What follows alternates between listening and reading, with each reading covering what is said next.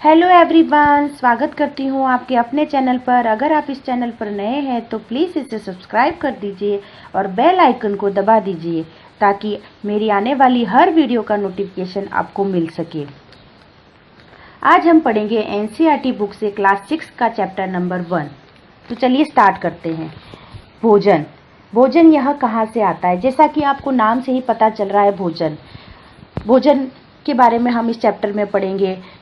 भोजन कहाँ से आता है, भोजन में क्या क्या सामग्री डलती है और इस सब के बारे में हम पढ़ेंगे। तो चलिए स्टार्ट करते हैं। आज आपने अपने घर में क्या खाना खाया? पता लगाइए कि आपने दोस्त ने आज का क्या खाना खाया। क्या आपने कल और आज एक प्रकार का खाना खाया? क्या यह सत्य है कि अलग अलग समय में हम भिन्न भिन्न प्रकार का खाना खाते हैं? अब जैसा कि आपको पता है कि हम घर में डेली अलग अलग खाना खाते हैं। हम मॉर्निंग में कुछ और खाना खाते हैं, शाम को हम कुछ और खाते हैं, कभी हम दाल चावल खाते हैं, कभी हम चपाती खाते हैं, कभी हम पराठा खाते हैं, कभी दाल बाटी खाते हैं। तो अलग अलग वैरायटी के हम फूड खाते हैं। विभिन्न खाद्य सामग्री। अब हम इस क्रियाकलाप 1 से ये समझेंगे, भारत में अलग अलग जगह पर अलग अलग खाद्य सामग्री यूज करते हैं। विद्यालय में अपने दोस्त से उन खाद्य सामग्रियों की जानकारी प्राप्त कीजिए जो वो पूरे दिन में खाते हैं। यदि वे विभिन्न राज्यों के रहने वाले हो तो उनसे भी यह जानकारी प्राप्त करने का प्रयास कीजिए। अपनी नोटबुक में सारणी 1.1 की तरह यथासंभव अधिक से अधिक दोस्तों द्वारा खाए जाने वाले विभिन्न खाद्य सामग्री की जानकारी प्राप्त कर सूचीबद्ध कीजिए। देखिए, अब इस एक्टिविटी का मतलब ये है कि हम अलग अलग जगह पर क्या क्या खाना खाते हैं ये पता करना है। जैसे भारत में बहुत सारे ऐसे राज्य हैं जहाँ पे अलग अलग जगह पे अलग अलग खाना खाते हैं। साउथ में जैसे इडली सांभर खाते हैं, बंगाल में फिश खाते हैं, राजस्थान में दाल बाटी खाते हैं, पंजाब में छोले भटूरे खाते हैं और जगह पे भी अलग अलग खाना खाते हैं। उसका नाम आप मुझे कमेंट सेक्शन में लिख के बता सकते हैं। अब आप इस सारणी में यहाँ पर अपने दोस्त का नाम लिखिए और पूरे दिन में खाए हुए खाद्य पदार्थ का नाम लिखिए। आई होप आपको ये एक्टिविटी समझ में आ गई होगी। अब हम आगे बढ़ते हैं।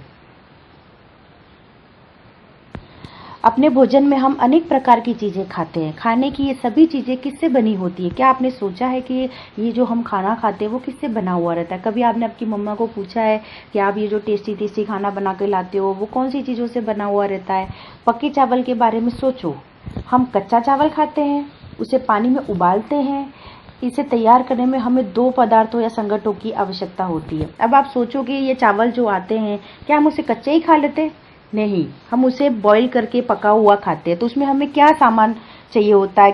संगठनों का मतलब उसमें क्या सामान डलता है? लाइक नमक है, पानी है और चावल है। तो इन 2 चीज़ों से चावल बन जाते हैं।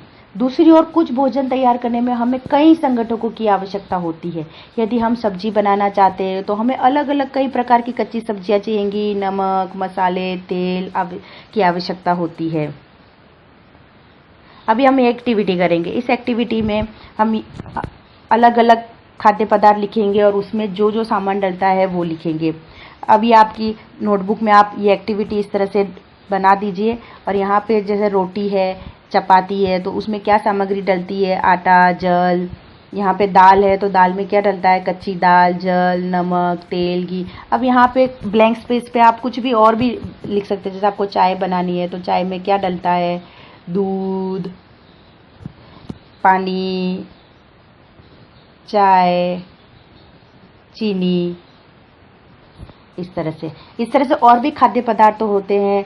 जैसे हमें पाव भाजी बनानी है तो पाव भाजी में हमें क्या क्या चाहिएगा? तो उस तरह से आप अपने अकॉर्डिंग ये सारणी बना सकते हैं। ठीक है, आपको समझ में आ गया होगा। अब हम आगे बढ़ते हैं।